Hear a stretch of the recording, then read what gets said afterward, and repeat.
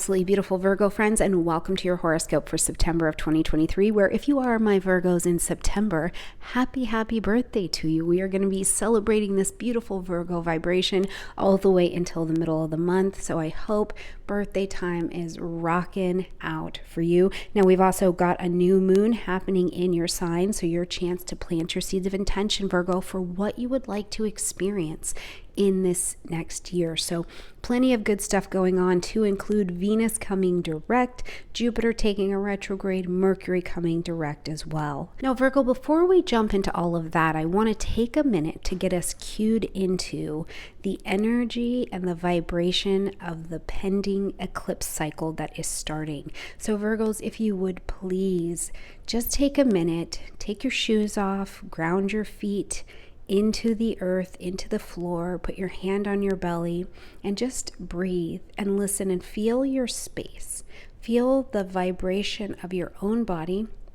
Listen with your sacred ears to the sounds around you and get acclimated to this vibration, so that as we start to experience the tingles of the eclipses that are going to make their way in October, and something feels a little to the left or something feels a little to the right, it's not as shocking because you've already checked in, centered, and you can go, okay, the eclipse is grabbing my attention, because we're about 6 to 8 weeks out, and that's when we start to experience the vibrations before the eclipses even come in.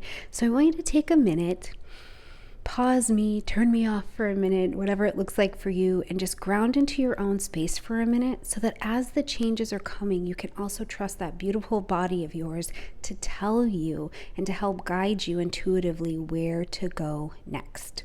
All right, now that we're all tapped in, let's take a look at what September has to offer. First of all, on the 3rd, we've got Venus coming direct in the energy of Leo, which lights up your 12th house space.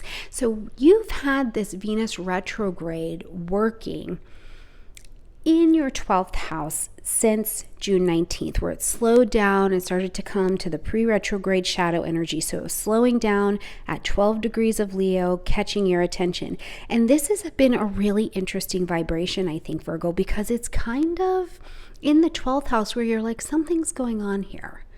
I can't tell you exactly what it is, but I definitely can tell you something is changing, something is shifting, how I value myself, what I think about time. These things are changing, but I can't tell you exactly what's changing, right? These are the things that you've been reviewing. They're behind the scenes, things from your past, things that are maybe in more of a spiritual angle, things that you're not gonna, or you haven't been able to put an answer to in 6 weeks, Really, the vibration of the people around you, and if you value them, you still value being a part of certain circles and things like that. Culminations and endings, all of these things, you've been having a look at it, and I don't know that anything's become entirely clear, except for you have had access to your life and your experience moving from July to September of 2015. Now, these times, especially moving through the energy of the 12th house, I wonder for you, Virgo, if it isn't this sense of, I'm just done with that. I'm not that person anymore. That doesn't have value in my life. That can be a file instead of a guiding piece of the story. And also, the places where you shut out your own sunlight and you weren't able to be courageous at that time, I'm hoping that as this cycle all the way closes out October 7th, you're able to have a healing to that beautiful Virgo heart of yours. All right, on the 4th, we've got Jupiter turning retrograde in the energy of Taurus, fellow Earth energy, lighting up your 9th house space, where Jupiter has been traveling, publishing, marketing, broadcasting, expanding out into the world, expanding your knowledge, your reach, expanding yourself as a teacher. Faith, the expansion of your faith and your trust in whatever you call a higher power. This has all been massively growing, not to mention the amounts of travel that have been available for you.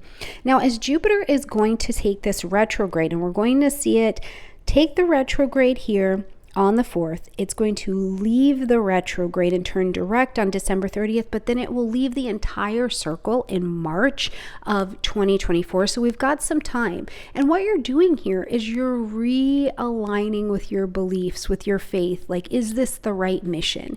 You've had this expansion, this opportunities come to the table, and is it right for you? So it's really like, it trims the fat a little bit. I like that because Jupiter brings in this expansive energy, this wisdom, these things that are happening, and they feel like they're go big or go home style. And that's great. But then you have to shrink package it a little bit and trim some of the fat around that so that it is a manageable and digestible vision, because everything else is excess and extravagance, and we can't really work with that. So this is a wonderful time for you to rethink what your goals are. What are you moving towards? What's the vision in this 9th house area? On the 14th, we've got a new moon happening at 21 degrees of your sign. Now, I love this because, first of all, when you get a new moon in your sign, right, it's the opportunity to take a look at you, right? The sun and the moon are together, so anything is possible for you, Virgo. What is the name you want to make for yourself? How do you want to present yourself physically? How do you want to present your brand? How do you want to present your front yard, to the world around you? This is a wonderful, wonderful new moon to be pulling that into your seeds that you're going to plant. You're planting these seeds of intention. Now, what is interesting, I think, about this particular moon is that, first of all, Uranus is involved. So you might really be having what some people would consider a breakout, right? You're like, no, I want to go this direction. I want to take on this style. I want to present myself like this. But at the same time that you're feeling that internally, there can be a challenge with expressing it externally because this moon is also opposing Neptune. So it's like, well, is this really in alignment with my ideals? There's a lot of revision that's going on, and your ruling planet Mercury is still retrograde until tomorrow. So what I'm going to tell you is get into the details. This is a time for planting your seeds of intention and be as clear as you can with the universe. Be as clear as you can with the resources that you have to present yourself the way you want to going out, and just trust. This is going to work out. It is going to work out, okay? Now, just a day later, Mercury turns direct in your sign, which is phenomenal because now you can start to, over this next handful of weeks, feel like, yes, things are moving forward. Yes, I can take a step in that direction. I do believe, you guys know I follow the entire retrograde cycle, which does not fully complete until September 30th. So I think that the energy after September 30th is much clearer for taking your steps forward, signing those contracts, presenting your new marketing photos, or any of these kinds of things, okay? Ooh, yes, certainly having the new job, getting the information about a new job opportunity or offer that's available to you. On the 23rd, birthday time's over, and we're going to move the sun into the energy of Libra, so now lighting up your second house space. Now, a great thing to do is to look back at your money, your finances, your value, your relationships last year, and gauge them against how they went and what do you want for the next year. Because every year when the sun comes into Libra, your relationships, your money, finding balance or the restoration of balance or justice or beauty in your life. This happens every single year, so this is a great time for you to look at where you can create a little bit of harmony. Now remember, Virgo, Libra season can be indecisive because it gets very, very heady. You are a mutable sign. So if you find yourself living in a ton of anxiety, what I want to tell you is take a step back into your own body, because it just means you're too far into the future. And likely you've got to restore that even internal equilibrium so that you can make some decisions around your finances. So you can say, yes, I'll accept this contract and make money this way, or yes, I'll be an independent contractor and partner with you, right? So come back to center as many times as you need to. Now, to close out this month, we've got a full moon happening at 6 degrees of Aries. Okay, this is going to light up your 8th house space. So first of all, the full moon asks us to end something, acknowledge something, or to make an adjustment, and it turns on all the lights in the room so you can see every dirty crevice and what is going on. So one of the first things I like to think of with the full moon, especially in Aries, is this is about you. Now, we need the me and the we, but this is highlighting where maybe the me and we access is out of balance, or where it just needs some attention. So for you in the 8th house, where do you need to detox?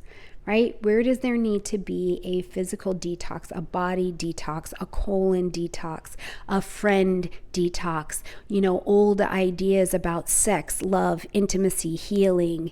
Where are some of you going to be having babies? The adoption is coming through at this time, okay? There is a detoxing or a shedding of this particular area, and it is about you asserting yourself. You take the action, you make the decision to take on this challenge. And by healing yourself, you make yourself available to have a we. Because if not, what happens is we live too much on the Libra side, and it's a codependent situation. And we can absolutely have codependencies with our old stories, our old beliefs, our old things, right? And instead, lighting it up in the Aries energy makes us go, well, what is mine? What is real for me? What is true for me at this time? And when you get clear on that, then you can create an interdependence instead of a codependence, okay?